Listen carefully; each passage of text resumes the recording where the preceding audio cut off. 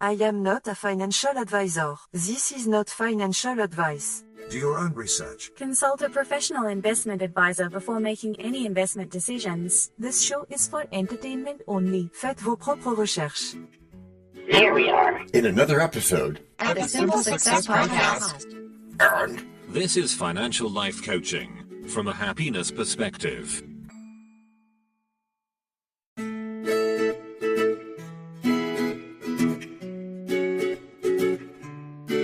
Previously on Simple Success. It is, everybody. It's just personal performance as well, instead of pushing some particular product.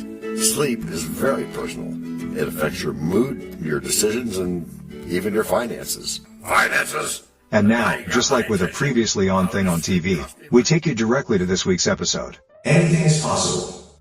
Welcome to episode 289 of our Simple Success Podcast. What's this one called? It's called Hobbies Explained with John Brandy, DT. Today, we're talking about having fun on purpose. Having fun on purpose? That sounds as dark as the inside of a dog's mouth. Insert Groucho Marx joke here. And there's a very good reason for that. By the way, I tried picking up a hobby yesterday and accidentally researched it for 6 hours instead of doing it. That counts, right? That counts as procrastination with extra steps. What hobby was it? Reading about hobbies? Close, robot lady. Beginner woodworking, which apparently starts with buying tools that cost more than a car. Perfect. Nothing says relaxing hobby like financial regret and a power saw, said her dad. You're missing the point. Hobbies are supposed to make life richer, not just increase your Home Depot bill. My hobby is saving money by not having hobbies. Very effective, zero enjoyment, maximum efficiency. That's not a hobby, that's a cry for help wearing a spreadsheet. Spreadsheets don't judge me, man. People who paint bad sunsets do. Good thing I'm not Bob Ross. True, but nobody's judging you. Hobbies are about exploration, not perfection. Tell that to my guitar. It's been judging me silently for 3 years. That's because you only play it when someone's watching. Get a floating judgment box and thank me later. I need an audience. Otherwise, it's just me and my mediocrity. In stereo. What if the hobby isn't about being good, but about feeling better? Feeling better sounds expensive. Is there a free trial with no subscription trap? Yeah, walk outside, pick up a camera, sketch something, cook something new. I tried cooking. The smoke detector got more excited than I did. That's still engagement. You interacted with reality, and you're silly. See, even your house is rooting for you to try again. I love that line. My house wants me gone. It's very clear about that. Whilst I want gone from my house. Funny, huh? Watch as I laugh. Let me ask you something. When was the last time you lost track of time doing something you enjoyed? Does scrolling count? Because I blacked out for 2 hours yesterday. That's not a hobby, that's digital quicksand. It felt like a hobby until I realized I'd learned nothing and my thumb hurt. It was kind of like doom scrolling. Exactly. While instead, hobbies build something. Skills, peace, perspective. Or dust. Lots of dust, like my unused keyboard. Yeah, and you used to love music. What happened? Life happened. Bills happened. Then I decided fun was a luxury item. That's the mistake right there. Fun isn't a luxury, it's fuel. But it's fuel that doesn't pay rent. Perhaps not, but it helps you earn better, think clearer, and avoid burnout. That's financial, whether you like it or not. So DT's hobby could actually make money and also be fun. I'm saying it could make you better, which often leads to more money, and sometimes also to Financial life coaching from a happiness perspective. And you want to be both of those things at the same time. Wow, even Jessica just summarized my entire existential crisis in one line. Impressive. She has that gift for timing. And I have a gift for avoiding change. Watch this. You're already doing it. No, I'm considering it while sitting very still. That counts as progress. Let's try something simple. That's good. What's one hobby you'd actually enjoy if you stopped worrying about being bad at it, besides flying? Honestly, photography, but I'd probably just take 400 bad pictures of my shoe. And we're about being simple, right? Right. So just start with one bad picture of your shoe. That's a low bar. I like low bars. Very accessible. And then you can take a second one and apply what you've learned to get better. That's how hobbies work. Tiny reps, not grand gestures. So you're telling me I don't need a new identity? Just a new habit? That's a start. Then repetition, add it to get good. What was that? Oh, I just took a picture of my shoe. It's terrible, but I'm oddly proud. That's the beginning. Don't ruin it by making it inspirational. DT's kind of fragile right now. Okay, fair, Jessica. But admit it, DT, you feel a little different in a good way, right? I do. Slightly less like a human spreadsheet. That's the power of hobbies. Okay, but if I end up buying a $3,000 camera, I'm blaming you. No need for that. You'll just build wealth with joy in all that's pursued. Creative sparks make discipline renewed. And side passions sharpen each financial view. While small daily crafts let long-term plans accrue. Play fuels the patience needed to be done. And hobbies turn steady effort into... Break number 1. I'm not trying to make doubting Thomases out of y'all. Yet you cannot tell a lie. Hey, George Washington is nigh? Obviously not. Nor is it time for the rhyme. But it is time for something. It is? Yes, it is. It's time to learn. Learn about what? Why, DT, it's time to learn about a sponsor. You know, what they make, what they do. Before we even get to act number 2? Well, yes, indeed, my friend. As our editor knows. This is the place where your message goes. We can plug it right in to the story we tell, so that no one fast forwards. Except from your well. We can build it ourselves, with approval from you. Taking action will do it. Not bragging, it's true. Starting something instead, and taking action, as you just said. Based on your beliefs. Yeah, but still not just knowing, but also doing. And as I've been saying about goals. No, sorry. Getting what you want without limiting the rights of others. That's correct, Matthew. Or yucking their yum, as is said. But still, it has to be... Based on your beliefs. Which are that now I'm wondering if the picture I took of my shoe will appreciate in value as I hoped it would. That's honest. We'll have to discuss supply and demand a bit later on, but for now, it's good to see that you've begun to practice a hobby. And I am loose as a goose. Wonderful. So today we ask, how do we ensure a historically significant shoe? That is a very good question. And this is a very good answer. It survived my cooking, and that's historical. And historical is better than hysterical. So let's bring in someone who actually knows what they're talking about. Happy to be here, though I was promised fewer shoe photos. Too late. You're emotionally invested now. Yeah, TT's right. We're talking about hobbies and investing, so how do those connect in a real way? Hobbies train consistency, patience, and curiosity, the exact traits long-term investors need. I have curiosity, mostly about snacks. Does that count? Yes, because you're diversifying your snack portfolio, right? Think about it. Someone who practices a hobby regularly is rehearsing delayed gratification. I delay gratification every time I don't buy a $6 latte. I'm basically a monk when it comes to that stuff, so they don't have to spell my name on the cup. Yeah, how do you spell DT? But you're a monk with Wi-Fi and opinions. And hobbies reduce stress, which helps prevent emotional financial decisions. And that is today's big point.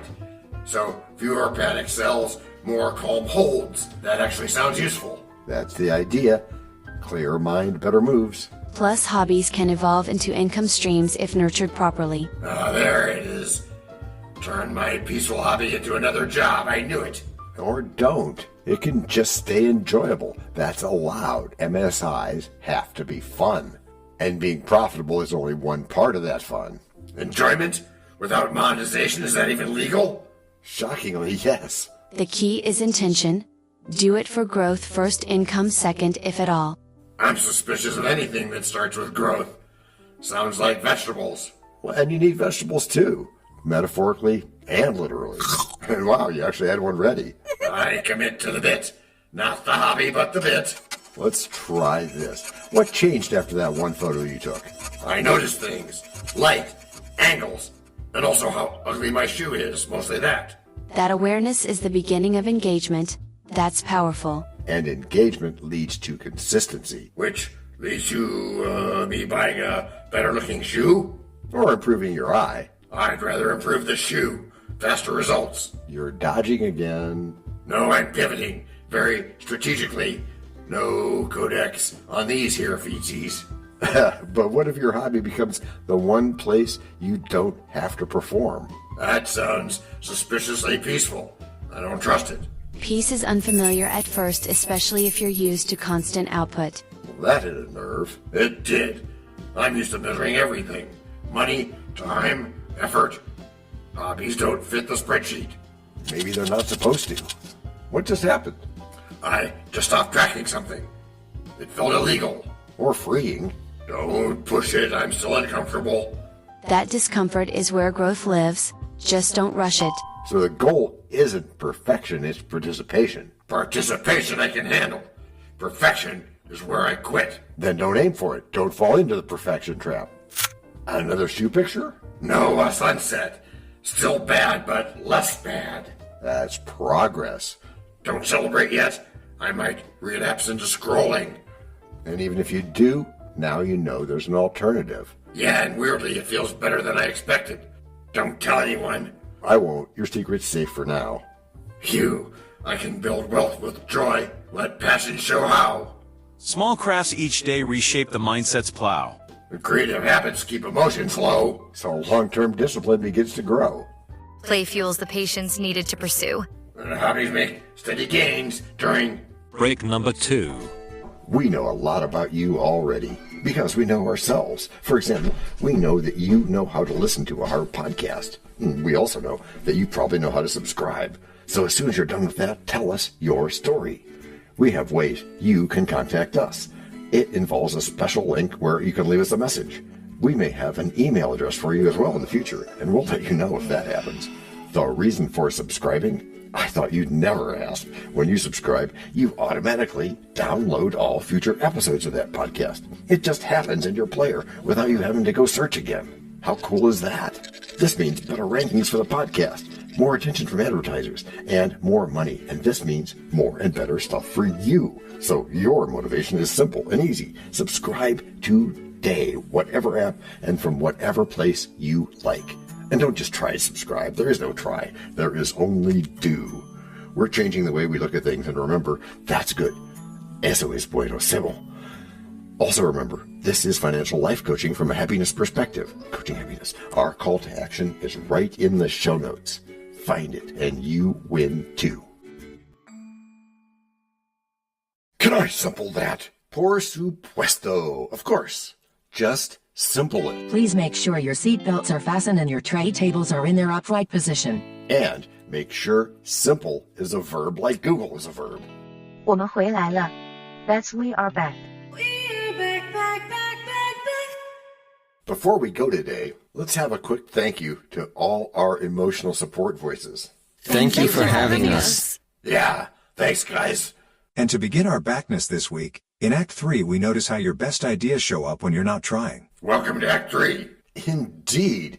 And we've talked about not trying. So welcome, best ideas. Yeah, usually they come in the shower where I can't write ideas down so I forget them instantly. Well, that's one good way to start incubation, stepping away so your brain can actually connect things. So my lack of productivity is secretly genius. I knew it. Not exactly. It's intentional pause, not accidental avoidance. That sounds like a technicality I can exploit for better investing. Maybe it is, DT. Good connection.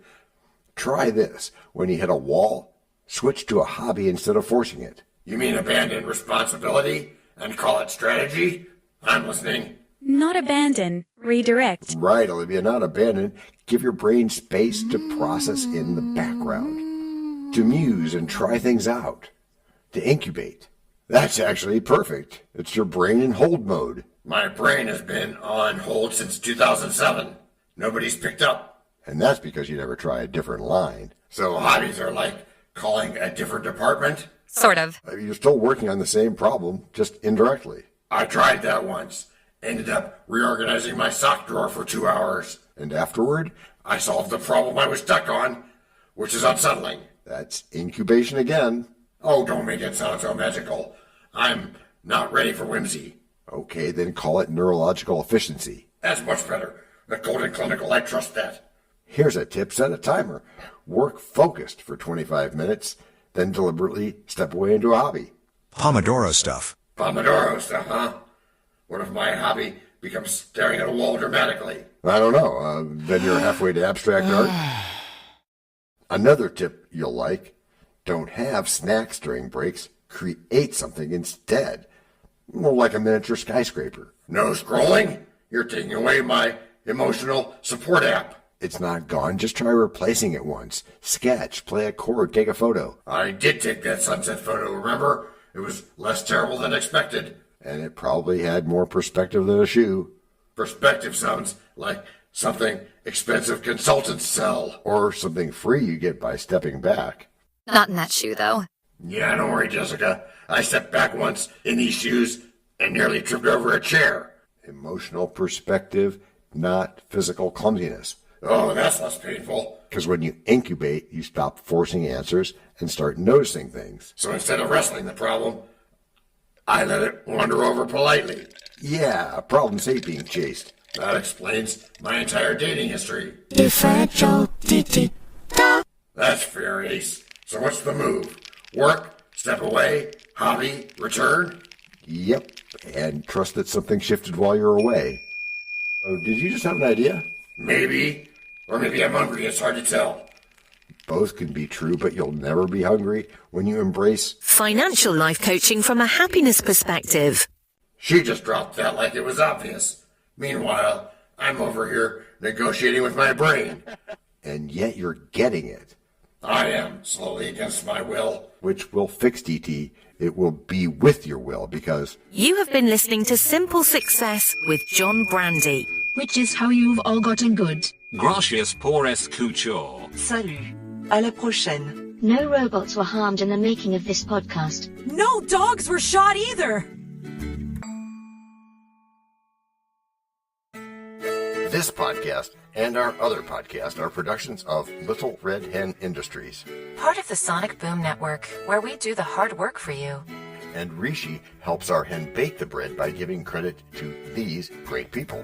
Techno King, John C. Brandy. That's me. Alter Ego, Doubting Thomas. And that's me. Fact Checker, Napoleon Bonaparte. Social Manager, Abraham Lincoln. Always on the internet's inner tubes whatever. Media Expert, Augustus Caesar. Psychologist, William James. Sound Designer, Les Paul. Thank you for inventing multitrack. Language Consultant, Leah, the French do-your-own research lady. Cough, cough, cough. Videographer, Ertaman Koshki. Lights, camera, action. Inspiration, many podcasts and other sources and of course Napoleon Hill. Additional inspiration and thanks go to Steve Jobs, Joseph Allen, Charles Darwin, Leonardo da Vinci, Henry David Thoreau, Abigail Adams, Jonathan Livingstone Seagull and the Stick Figure. Quick disclaimer here. Many sentences contained in our podcasts are of a very dangerous length and were performed by highly trained vocal practitioners. On no account should inexperienced life forms attempt to imitate them without proper medical, jaw, and lung supervision. And before we forget, you can also subscribe to both podcasts, join the community, and benefit from many of our techniques, including financial advice, patience, practice, and even podcast production for your ideas. Of course, you'll have to head to the show notes, either on your phone or on the web, to get the links and stuff, and all those clickable links are in the show notes. Hey, Emma, do you, Samantha, and Daniel want to tell us a bit more about this stuff? Sure. The artificial intelligence or AI voices that you hear in our work are offered up by Google, Amazon Polly, OpenAI and ElevenLabs. They don't sponsor us yet, but we love what they do and we just love what AI can do when lovingly crafted. Finally, you can find us through our network. We happily consider guests and consider guesting on other people's shows. That sounds like a really old school computer voice. I'll call it Zarvox. It's definitely not Samantha, or any other modern AI. Yeah, thanks for noticing. And really finally, our music comes from Cube by Ben Sound and from Piano Background by Nick Simon Adams. Thanks also to AI MuseNet, Suno, Audio, ElevenLabs, and Ace Studios. The sound effect credits go to Jackson Academy Ashmore, Canoe CG, Dr. Jekyll, Joe Payne, Everything Sounds, MK Play More Stories, ERH, Sand Emotions, Big Pickle 51, and Just Kidding. Yes, that's his or her name. All on free sound. Also, languages are the bomb. Let me be clear. This is the best podcast ever.